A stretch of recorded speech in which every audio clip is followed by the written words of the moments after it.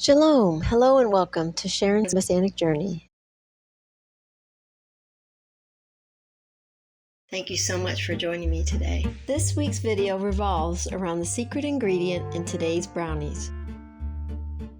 In this Torah portion, Toledot, we are introduced to the generations of Isaac, and the word generations is a Hebrew word Toledot. The root word of Toledot is yalad, which is not the same meaning as seed, which is zera, but we can make Toledot like a synonym. So that's our first clue to the secret ingredient. It's a type of seed. Now, in this Torah portion, Esau also gives up his birthright to Jacob in exchange for a bowl of red pottage. That's the second clue, the color red. So what is a type of seed that is also red? The pottage Jacob made that was so tasty that Esau gave up his birthright for was made of red lentils. The lentil is an edible legume. It is an annual plant known for its lens-shaped seeds. It is about 40 centimeters tall, and the seeds grow in pods, usually with 2 seeds in each. Even though we do not advocate giving up your birthright for lentils, they are awesome, and they're one of the world's healthiest foods. Usually lentils are only used in savory dishes, but this dish proves that lentils are very versatile, providing much needed protein, and give a different type of dessert option for people who cannot have wheat. I will mention the website for the recipe and a few more details towards the end of the video. For this recipe, the ingredients we will need are a half cup of red lentils, 3 tablespoons of oil, 3 tablespoons of maple syrup, a half cup of vegan semi-sweet chocolate chips, 4 tablespoons of sugar, 1/3 cup of nut butter, a heaping cup. She used sweetened cashew butter, 1½ teaspoons of vanilla extract, 1/4 cup of flour of choice.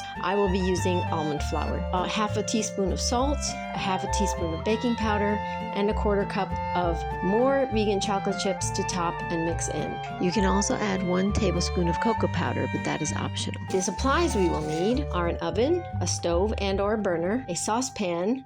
By the instructions, it looks like it's a medium saucepan, a food processor, a skillet, a stirrer that is suitable for your pan, a brownie pan. They suggest an 8 by 8 inch brownie pan, parchment paper, a pot to drain the lentils, a strainer, and measuring cups would also be helpful. A 1 cup, a half cup, a tablespoon, a 1/3 cup, a teaspoon, and a 1/4 cup. Instructions: number 1, line a brownie pan with parchment paper. Number 2, rinse the red lentils, drain and add to a saucepan. Add 1½ cups of water and cook partially covered over medium heat. Cook for 12 to 13 minutes or until the lentils are cooked. Stir once in between.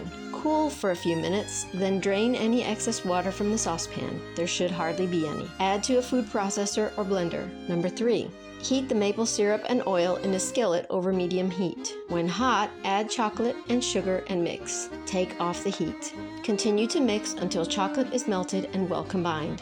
Number 4, add the melted chocolate and the rest of the ingredients to the food processor and process until a smooth batter. Preheat the oven to 350 degrees.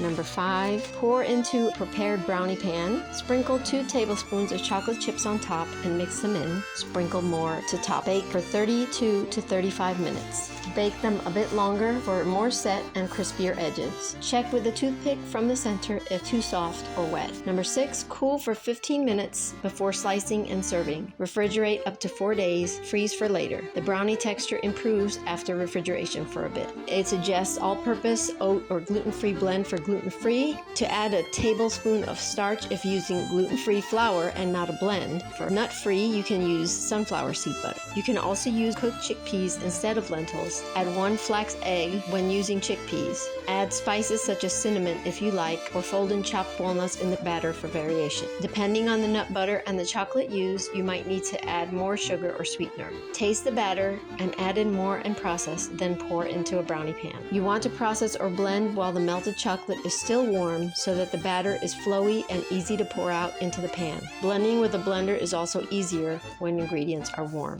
Originally a vegan recipe, this recipe comes from www.veganrisha.com/lentil-brownies/. We tried these brownies this week, and despite my initial fears that they would not taste much like brownies, we were very pleasantly surprised. I made 2 batches, one with vegan chocolate chips for those who can't have dairy, and one with non-vegan white chocolate baking chips. This version might not look too appetizing, but I must say, making it with the white chocolate made them taste like white chocolate macadamia brownies. They tasted absolutely fantastic. For the vegan or dark chocolate version, I did use the tablespoon of cocoa powder, but it made it a bit too dark chocolatey for my personal taste. taste. But if you like dark chocolate, then this edition will be for you. We will definitely be making this recipe again and again in both forms. Thanks so much to Vegan Risha for making this recipe available. If you make the recipe, please feel free to go to their site and let them know what you think. Thank you so much for joining me today. I thank the Lord for this opportunity. May your Toledot Shabbat be blessed and wonderful, and may the Lord bless you and keep you and your families.